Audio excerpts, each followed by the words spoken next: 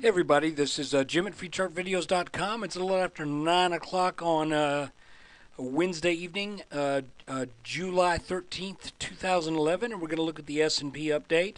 But first I want to remind you that this is brought to you as a free service by FreeChartVideos.com. All I ask is for your web traffic, and if you get something out of this that is actually beneficial to you financially, consider a small donation at the website. There's a link there on how to do that, and you get something in return.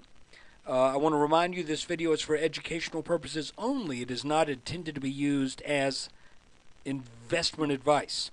I could draw lines on charts, but you have to draw your own conclusions from your own due diligence and make investment decisions that are suitable for your financial situation. And I'm not a licensed professional. I'm just a guy that draws lines on charts. So let's look at the S&P. Okay, first thing we're going to do, we're going to look at a 5-minute chart. And let's kill the moving averages because they don't really make any sense as we move back and forth. They just add visual clutter. Basically what I think happened today was we broke out over this line that had 1, 2, 3 touches, establishing this as resistance. We broke out over that, and we came back for a back test.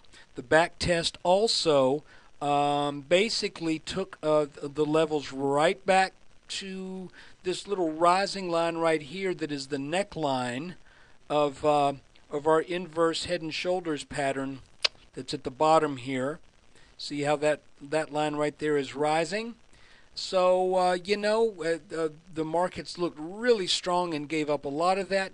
My personal feeling is this will bring in a lot of bears, and then when things start to firm up tomorrow, they will be fuel for the fire. Say tomorrow or a Friday. I think we're gonna be set up for an up day tomorrow, personally, but I could be wrong. I could always be wrong. Always keep that in mind. Guys, this is just guesswork based upon charts. It's better than tea leaves. It's better than reading chicken entrails, but it's still just drawing lines on charts. And if it worked 100% of the time, well, let's put it this way. If it worked 100% of the time, it wouldn't work at all because everybody would know about it, and there wouldn't be anybody in the markets to make mistakes. So therefore, everybody would win, but we know that can't happen. So let's look at things on a little bit. No, this will do. We'll keep it right here. So what I think happened was we've been in this descending pattern that I thought was going to be fairly narrow and constrained just to this area right here. And as a matter of fact, it looked for a long time like this was like these gray lines were actually the pullback, and this looked like a breakout. But all the junk that's been going on, the markets just said, no, we got work to do. And I think it may have needed to come in and touch this gray line right here that we talked about in past videos. Made a kind of an interesting little inverse head and shoulders pattern here. It's kind of like two left shoulders ahead and then a right shoulder, but you see that the right shoulder's got a little double thing on it there too. So looks kind of like Batman in reverse. But so what happened is we got up over this blue line and we rallied on up, and I think at that point I mentioned, I think we're setting up for a back test. And the back test should be of this blue line. We pointed out this as support and this as also as support. And today, what happened? Well, just kind of like what we thought. Actually, at the end of yesterday, we come down for this pretty steep sell-off right to that line. Then we break up over the green line, and I think we should be fairly well conditioned now to expect back tests when we get these breakouts. So tomorrow, if you ask me, it looks like this is a setup for gains. It looks like we should at least start to head back up at some point during the day tomorrow.